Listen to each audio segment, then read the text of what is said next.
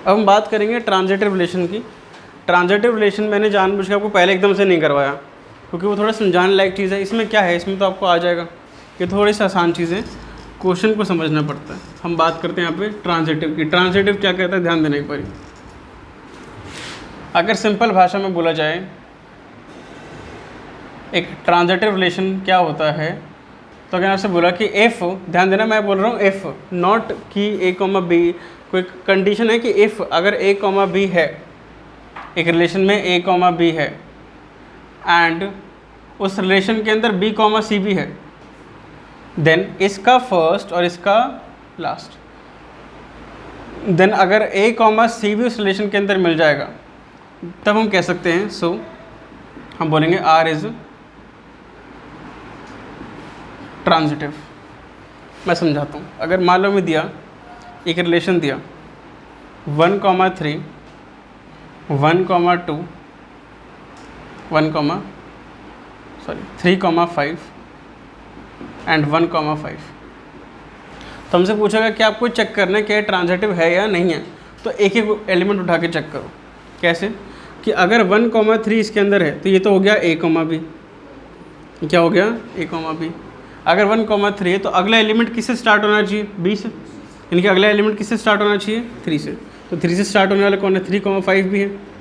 यानी कि अगर किसी रिलेशन में ए कॉमा बी है और बी कॉमा सी भी है, और अगर इसका देखो ये कंडीशन तो चाहिए, ये तो हो गया, ये चाहिए। उसके बाद अगर तीसरी हो जाए तो ट्रांजिटिव बोलेंगे। तीसरी मतलब ये, मैंने क्या बोला, मैंने कहा इफ़ अगर ये है और ये हो जाए तो ये है तो तीसरी भी हो जाए तो ट्रांजिटिव कहेंगे। तो इसका फर्स्ट और इसका क्या 1,5 भी है, हाँ है, यस, तो क्या है ट्रांजिटिव बन गया। अभी कहाँ से, अभी तो चेक होना शुरू हुआ है, अभी तो आपने इसको चेक किया है। अब अगला चेक करूँ, क्या 3,5 है, हाँ है, तो ये तो हमारा क्या हो गया, ए कॉमा बी हो गया। अगला एलिमेंट किससे स्टार्ट होना चाहिए, पर 5 से स्टार्ट होने वाला कोई है ही नहीं।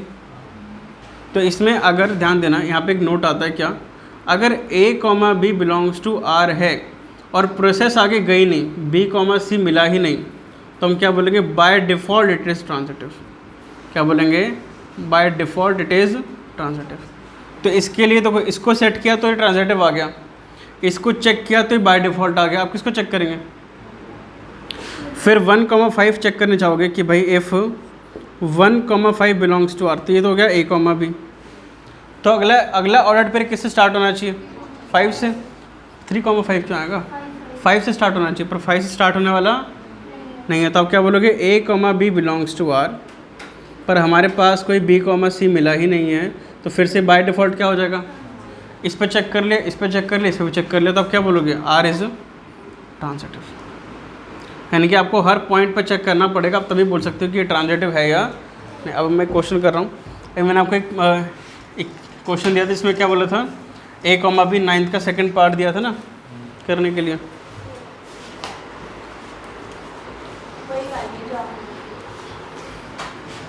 हमारे पास एक सेट ए है, सेट ए दे रखा है, x belongs to z such that 0 से लेके x के लिए क्या है 12 तक है, और एक रिलेशन है, रिलेशन में कौन आएगा, a कॉमा बी आएगा, where a is equal to b and a comma b दोनों किससे बिलोंग करते हैं, a से। हमसे बोला गया ट्रांजिटिव है या नहीं है। पहले तो वैसे तो इसमें उस सेट a की ज़रूरत तो नहीं है, बट फिर भी समझाने के लिए क्या मैं ये कह सकता हूँ कि हमारे पास जो a बनेगा उस रिलेशन में क्या आएगा, जो आपस में बराबर होंगे, यानी कि 0,0 1,1 से लेकर कहाँ तक 12 तक। मुझे लगता नहीं कुछ कहने की आवश्यकता है, क्यों, क्योंकि तो बाय डिफ़ॉल्ट बन रहा है। बाय डिफ़ॉल्ट कैसे कि भाई अगर आपको 0,0 रिलेशन में मिल गया तो आपको अगला कोई ऐसा ऑर्डर पेयर नहीं मिला जो 0 से स्टार्ट हो, हाँ है ना, एक ही तो है सिर्फ। तो क्या बोलेंगे इसको, बाय डिफ़ॉल्ट ट्रांजिटिव। क्या हर किसी के लिए चेक करूँ, अरे हो जाएगा ना। आप क्या बोलोगे, भाई A comma A belongs to R, पर ऐसा कोई ऑर्डर्ड पेयर नहीं है, A comma B belongs to R, पर ऐसा कोई ऑर्डर्ड पेयर नहीं है जो बी से स्टार्ट हो, तो by default it is transitive. ठीक है,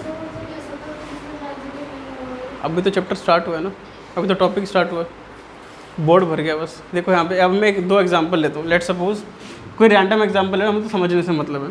हमने एक रिलेशन लिया R1 इज इक्वल टू 1,1 2,2 3,2 1,2 2,3। हमें चेक करना है क्या ये हमारे पास ट्रांजिटिव है या नहीं है। तो अगर आपको समझ में आ गया तो मन मन में करेंगे एक बारी। मन मन में कैसे करते हैं, दैट इज़ A, B। तो अगला एलिमेंट किससे स्टार्ट होना चाहिए, 1 से। 1 से स्टार्ट होने वाला ये रहा। तो A, B है, B, तो इसका फर्स्ट और इसका 1,2 है, हाँ है। तो इसके लिए तो ये क्या हो गया, ट्रांजिटिव। अगले पे चेक करो, 2,2 है।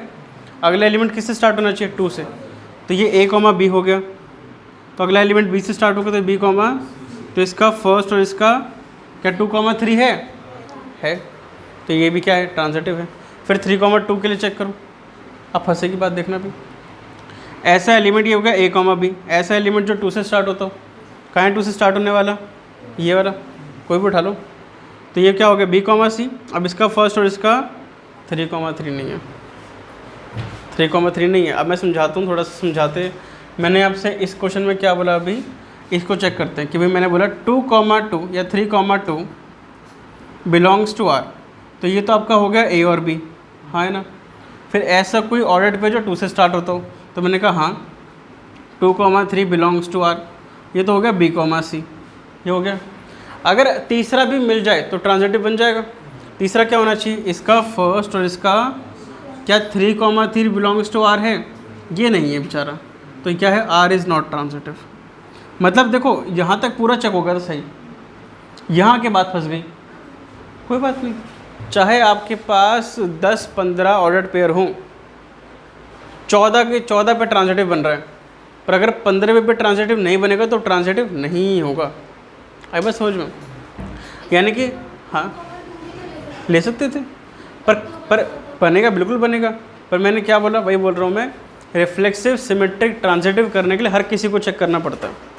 रिफ्लेक्सिव सिमेट्रिक ट्रांजिटिव करने के लिए हर किसी को चेक करना पड़ता है, और कि ये रिफ्लेक्सिव सिमेट्रिक ट्रांजिटिव नहीं है, सिर्फ एक होना चाहिए। रिफ्लेक्सिव सिमेट्रिक ट्रांजिटिव नहीं है, उसके लिए सिर्फ एक ही ऑर्डर्ड पेयर बहुत है।